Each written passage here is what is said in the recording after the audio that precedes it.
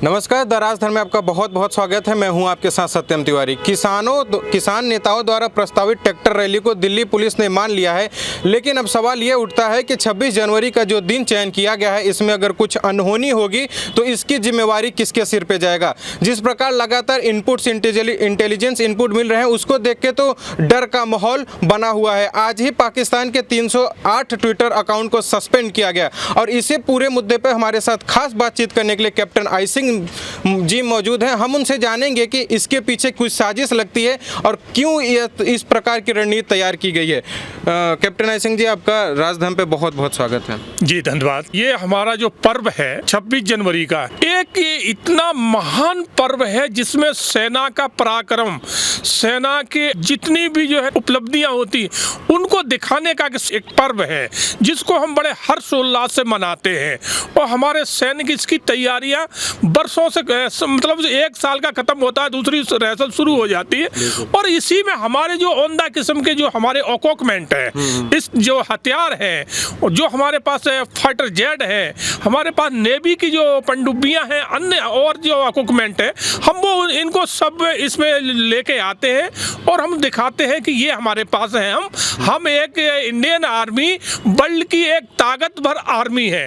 इस तरह से हम अपना जो है ना प्रदर्शन करते हैं और हमारे इस प्रदर्शन को हिंदुस्तान ही नहीं पूरा वर्ल्ड देखता है और पूरा वर्ल्ड इसको जो है ना सराहना करता है। मगर कुछ लोगों ने जो इस दिल्ली को आज 2 महीने हो गए दिल्ली को घेर के रखा है, ये किसान के नाम पे एक हुड़दंग मचा रहे। हमारे देश के साथ बहुत बड़ी साजिश हो रही है। देश विरोधी ताकतें हैं जो एक किसान आंदोलन लेके पूरी दिल्ली को बंधक बना के बैठी हैं और इन्होंने एक जिद कायम की कि हमें ट्रैक्टर रैली निकालना है। आज जब से देश आज़ाद हुआ है, आज दिन तक ट्रैक्टर रैली कभी नहीं निकली है। जब हमारे सैनिक इतना बड़ा पराक्रम अपना दिखाते हैं, उस पराक्रम को देखने के लिए पूरा वर्ल्ड जो है ना ललचायित रहता है और उसमें आप व्यवधान बन के आप ट्रैक्टर रैली निकालेंगे कि आप सोचिए कि ये किसकी मंशा है। ये कभी किसानों की मंशा नहीं हो सकती, क्योंकि इस परेड में जो सैनिक आते हैं वो भी सैनिक भी किसान पुत्र हैं, कहीं ना कहीं से जुड़े हुए हैं और उन किसानों का अपमान करना, ये किसान नहीं हो सकते। इनके पीछे देश विरोधी ताकतें हैं, चाहे वो लाल झंडा वाली हो, चाहे माओवादी हो और कांग्रेसी भी हैं। तो ये देश विरोधी ताकतें देश नहीं चाह रही हैं कि देश तरक्की करे और देश उन्नति करे। हमारी सेना का कहीं भी मनोबल डाउन करने में ये लोग पीछे नहीं रहते हैं, जबकि हमारी सेना सर्व सेना है। पूरे आज वर्ल्ड में सेना का नाम है। आज हमने चाइना को वो जो है ना मुंह की दी है कि चाइना अपनी जगह से हिल नहीं पा रहा और यही से हमारी सेना को उस टाइम पीछे सरकारों ने ऐसा कमजोर बना के रखा था कि चाइना जहां देखो था आंखें दिखा के चला जाता था। आज चाइना आंखें नहीं दिखा रहा, आज भारतीय सैनिक आंखें दिखा रहे हैं और चाइना डिफेंस मूड में है। जिस प्रकार से टिकैत अभी जो किसान नेता हैं, उन लगातार इंटेलिजेंस इनपुट दिल्ली पुलिस को मिल रहे हैं। कभी खालिस्तानी की बात आती है, कभी ट्विटर अकाउंट की बात आती है, कभी कोई संदिग्ध पकड़ा जाता है। लेकिन इन सब चीज़ों को नज़रअंदाज करते हुए जो टिकैत हैं और जो किसान नेता हैं वो कह रहे हैं नहीं, हम तो ट्रैक्टर रैली निकालेंगे, कौन रोकेगा, तिरंगा लगा के निकालेंगे, कौन वाटर कैनन चलाएगा, देखेंगे। क्या लगता है? बिल्कुल सत्यम जी, आप ठीक कह रहे हैं। ये एक्चुअली क्या है, किसान नेता एक नाम लगा रखा है इन्होंने। ये किसान नेता नहीं है, ये विदेशी ताकतों के हाथ बिके हुए लोग हैं। नहीं, अगर ये किसान नेता होते तो इस तरह की बात कभी करते ही नहीं। 2000 से अधिक ट्विटर हैंडल पाकिस्तान के जो है ना हमारी जांच एजेंसियों ने ट्रैक किए हैं, जो इस आंदोलन के ऊपर निगाह बनाए रखे हैं और यहाँ पर उनको मौका मिले तो वो यहाँ दंगे फसाद कराने में पीछे नहीं रहेंगे। तो आप सोचिए, जब इतनी बड़ी ताकतें हमारे देश के पीछे लगी हैं और उसके बाद भी ये किसान कह रहे हैं कि हमारा आंदोलन है, हम रैली निकालेंगे, इसका मतलब आप देश हित में नहीं सोच रहे। आप उन ताकतों के हाथों खेल रहे हो जो ताकतें यहाँ व्यवधान फैलाना चाहती और देश में खुशहाली नहीं चाहती, हमारी भव्य परेड को एक अच्छी तरह से नहीं होना चाहने देती। वो सोच रही है कि इस परेड में कहीं ना कहीं कुछ व्यवधान आए जिससे अंतर्राष्ट्रीय लेवल पे, वर्ल्ड लेवल पे हिंदुस्तान का नाम खराब हो। ये वो लोग हैं। पिछले 2 महीनों से आज 61 दिन हो गया किसान आंदोलन चल रहा है, सड़कों पे किसान बैठे हैं, लेकिन अभी तक ट्रैक्टर रैली या इस तरह का जो हुड़दंग है नहीं किया गया। क्यों, आपको क्या लगता है कि 26 जनवरी का दिन ही क्यों चयन किया गया ट्रैक्टर रैली के लिए? क्या इसके पीछे कोई साजिश है या फिर ऐसे ही 26 जनवरी का दिन चयन कर लिया गया? नहीं, बिल्कुल सत्यम जी, ये चयन इन्होंने जान, इनके पीछे जो ताकतें हैं उन्होंने करवाया है। उनका मेन मकसद ही है कि 26 जनवरी भारत की एक बहुत उम्दा किस्म की होती है, जिसका बहुत बड़ा एक संदेश अंतर्राष्ट्रीय लेवल पे जाता है। तो ये ताकतें चाह रही हैं कि अब की बार में हम इस तरह का संदेश दें कि वहाँ पर जो 26 जनवरी का जो ये पर्व मनाते हैं वो शांतिपूर्ण नहीं हुआ है, वहाँ घुसपैठ हुई है। और इनकी सोच तो यहाँ तक है कि ट्रैक्टर रैली के माध्यम कुछ ना कुछ यहाँ उपद्रव कराया जाए, जिससे भारत की छवि खराब हो और अंतर्राष्ट्रीय लेवल पे एक मैसेज बहुत गलत जाए। कुछ ही दिन पहले की बात है जब अमेरिकी राष्ट्रपति भारत में आए थे, उस समय भी दिल्ली में कई सारे दंगे हुए थे, केवल अंतर्राष्ट्रीय में भारत की छवि खराब करने के लिए भी। और अभी भी आप कह रहे हैं कि इस तरह की साजिश कर रही जा रही है, तो क्या सरकार भी सतर्क नहीं होती कि जो चीज़ें पहले हो चुकी हैं वो न की जाए, ट्रैक्टर रैली को इजाज़त ही न दी जाए, ताकि इस प्रकार की जो रणनीति बनाई जा रही है, साजिश बनाई जा रही है, उस पर लोग कामयाब न हो सके? सरकार क्यों इजाज़त दे रही है लगातार? नहीं, बिल्कुल सत्यम जी, सरकार ने इजाज़त, इनको हुड़दंग क्या है कि सरकार इजाजत नहीं देती। तो ये जो है ना, एक मैसेज ये देने की कोशिश कर रहे थे, हमें सरकार ने इजाजत नहीं दी है और हम रैली के लिए कह चुके हैं तो हम निकालेंगे, ये हुड़दंग मचाते। तो सरकार ने इसलिए सामंजस्य बैठाई है कि आप रैली निकालिए, मगर तरीका से निकालिए, जो आपको रूट दिया जाएगा आप उन्हीं पे जाएं, और आपको जो समय दिया गया है उस समय से पहले नहीं आएंगे। जब हमारे भारत की सैनिकों की जो रैली है वो निकल चुकेगी, ये परेड हो चुकेगी, उसके बाद इनको समय दिया है।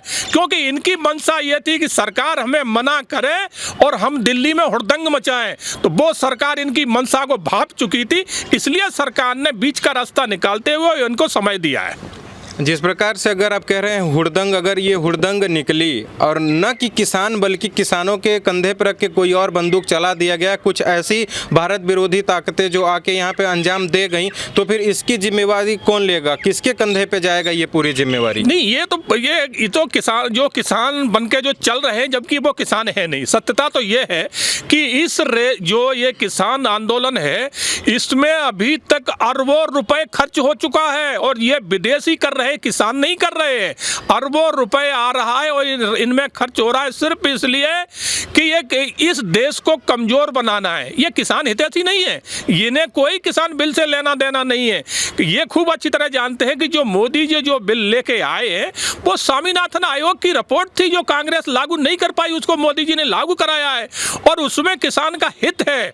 मगर इन्हें किसी न किसी तरह से देश में खुशहाली नहीं देख सकते हैं। ये माओवादी हैं, इसमें खालिस्तान समर्थक है और इसमें चाइना समर्थक है। विदेशी मूल्य जो है ना यहाँ बहुत आ रहा है, विदेशी कंपनियां भारत की तरफ रुख कर रही हैं, चाइना छोड़ के भाग रही हैं। तो ये सब वो ताकतें हैं, ये नहीं चाहती कि भारत में शांति रहे, और अंतर्राष्ट्रीय लेवल पे भारत का एक बहुत अच्छा मैसेज नहीं जाना चाहिए, नहीं तो भारत बहुत बड़ा ताकतवर बनता जा रहा है। वो सब देखते हुए ये कंपनियां, विदेशी ताकतें इस तरह के यहाँ षड्यंत्र रच रही हैं। आपने कहा ये माओवादी हैं, खालिस्तानी समर्थक हैं, और इस तरह की जब बात की जाती है तो उनका कहना है कि बीजेपी इस तरह की बात इसलिए कहती है ताकि जो हमारा आंदोलन है ये खत्म हो जा सके। अभी ट्रैक्टर रैली के बाद कुछ लोग कह रहे हैं हम फिर बैठेंगे, अभी हड़ताल भी करेंगे। तो लगातार जो सरकार झुक रही है और इजाज़त देती जा रही है, तो क्या लगता है आपको कि अगर इस तरह की सरकार रवैया अपनाएगी तो इसका कुछ हल निकल पाएगा? और वो अगर खालिस्तानी और ये सब बात आती है तो वो कहते हैं कि सरकार बदनाम करने के लिए सारी चीज़ें बोल रही हैं। सत्यम जी, आपने देखा होगा कि वहाँ खालिस्तान समर्थकों के नारे लगे, वहाँ बरबरा राव, नौलखा, इनके सबके पोस्टर, उमर खालिद, सरजील अहमद, इनके सबके वहाँ पोस्टर लहराए गए। तो ये आप सोचिए कि ये किसान आंदोलन कहाँ से हो गया। और वहाँ खालिस्तान के जो है ना लंगर भी चल रहे हैं, खालिस्तान समर्थक वहाँ झंडे लगे हैं, खालिद समर्थक वहाँ गाड़ियाँ खड़ी हैं। और ये आप जो लाल झंडे वाले देख रहे हैं, ये क्या आप देख रहे हैं देश हितैषी? ये कभी देश हितैषी नहीं रहे। इन्होंने तो सन 62 में जब चाइना के साथ हमारा युद्ध हुआ था, हमारे सैनिकों के साथ खड़े होने से मना कर दिया था। ये उस टाइम भी इन्होंने चाइना का समर्थन किया था। तो ये हमारे देश के एक भी हितैषी नहीं है, टोटल देश विरोधी है। और यही जो है ना उन ताकतों के साथ मिलके और ये आंदोलन चला रहे। अब सोचिए कि पूरा हिंदुस्तान का किसान कह रहा है कि बिल बहुत अच्छा है, हमारे हित का बिल है, मगर एक प्रांत के मात्र खाली पंजाब के और यूपी के कुछ हैं, आप ज़्यादा नहीं मानिए, पूरे जिले भी नहीं है, एक आध जिले के कुछ क्षेत्र के किसान हैं, वो भी इन ताकतों के बिके हुए। जो वहाँ का मूल जो किसान है वो तो कह रहा है हमारे लिए बहुत अच्छा है। तो ये वो लोग हैं आतंक फैलाने के, देश विदेशी ताकतों के हाथ बिके हुए और देश में अराजकता फैलाने के लिए ये लगे हुए हैं, मगर सरकार पूरी निगाह बनाए है, सरकार इनके मंसूबे पूरे नहीं होने देगी। अभी कुछ दिन पहले एनआईए ने भी शिकंजा कसा था कि पैसे कहाँ से आ रहे हैं, इन सभी चीज़ों पे भी लगातार सवाल उठ रहा था। तो जब किसान और तोमर कृषि मंत्री उनसे वार्ता हुई तो किसानों का भी यही कहना था कि ये सारी चीज़ें बदनाम करने के लिए की जा रही हैं, पहले एनआईए जो जांच कर रही है उस पर रोक लगाइए। तो क्या एनआईए एक स्वतंत्र एजेंसी, अगर वो जाँच कर रही है तो फिर जाँच करने में किसानों को क्यों परेशानी हो रही है, इस पर क्या कहेंगे? इनको किसानों को परेशानी तो होना ही है, क्योंकि फंडिंग जो आ रही है एनआईए ने उसको पूरा टेस्ट कर लिया है कि फंडिंग आ कहाँ से रही। तो एनआईए ने उनके लिए जो है नोटिस भेजे हैं कि आप हमें आके हमारे साथ जवाब दें कि आपके पास जो फंडिंग आ रही है कहाँ से आ रही। तो उससे बचने के लिए भाग रहे हैं। जैसे आपने देखा पिछली बार खालिस्तान समर्थक का नाम आया था, झंडे भी उसने दिखाए थे, उसने एक लेटर भी लिखा था। अब उसको जब नोटिस गया है तो वो भागा फिर रहा है, जो है ना हमारी जांच एजेंसियों के साथ पास नहीं आना चाह रहा है। तो उसका ये लोग बचाव कर रहे हैं कि आप पहले इसको वापस ले। भैया जब तुम अगर अपनी जगह सही हो, तुम कोई गलत काम नहीं कर रहे तो क्यों डर रहे हो? जांच एजेंसियों को अपना काम करने दो। जांच एजेंसियां तो स्वतंत्र हैं, वो जो भी होगा, अगर तुम गलत होगे तो तुम्हें गलत साबित करेंगी। अगर तुम फंडिंग ले रहे हो, विदेशी ताकतों के साथ बिके हुए हो, तो तुम डरोगे और जेल भी जाओगे। इसमें सरकार आपको बख्शेगी नहीं। विपक्षी पार्टियां लगातार किसान नेताओं के समर्थन में अपना भूमिका अदा कर रही हैं। जैसे आप अभी आज़ाद मैदान में महाराष्ट्र में भी इस तरह की रैली हुई, कुछ दिन पहले आप कलकत्ता में भी देखे होंगे, पश्चिम बंगाल में भी इस तरह की रैली हुई। दिल्ली में जो रैली, जो किसान बैठे हैं 2 महीने से, अगर इसको आंदोलन को न ख़त्म किया गया तो क्या आपको नहीं लगता कि देशव्यापी आंदोलन बन के उभर जाएगा और विपक्षी पार्टियाँ भी इसका साथ देंगी? भाजपा के लिए बड़ी चुनौती होगी, जैसे शाहीन बाग चुनौती बनी। नहीं सत्यम जी, क्या है चुनौती? भाजपा के लिए कोई नहीं, सरकार के लिए कोई चुनौती नहीं होती। सरकार पहले सामंजस्य बिठाती है कि आप कोई आंदोलन कर रहे हो, अगर आप सरकार के हिसाब से अगर अपना आंदोलन को आंदोलन के हिसाब से चला रहे हो, सरकार आपके साथ है। अगर उस आंदोलन को आप देश विरोधी ले जाओगे तो फिर सरकार उसको तोड़ना भी जानती है। तो सरकार ने अभी तक पूर्ण रूप से इनकी मांगों के साथ दिया है कि हम 3 बिल लाए हैं, आप इसमें कमियां बताइए कि ये हमारे हित में नहीं, हम उनमें बदलाव लाएंगे। मगर इनकी सोच कहाँ है? कमियां नहीं बदलना है, इन्हें तो कहना है कि बिल हटाइए, हमें बिल नहीं चाहिए। अरे भाई, इस बिल को बनाने वाले आप लोग थोड़े ही हो, ना कोई एक प्रांत के किसान हैं। इस किसान जो कहते हैं कि किसान की कोई समितियों से आपने नहीं पूछा, अरे भाई किसान की समितियों से क्यों पूछा जाएगा? आपके चुने हुए प्रतिनिधि जो जाते हैं वो उस बिल में जो जब वहाँ कानून बनता है तो वहाँ उपस्थित होते हैं, उनकी वहाँ विरोध और सहमति वहाँ दर्ज होती है।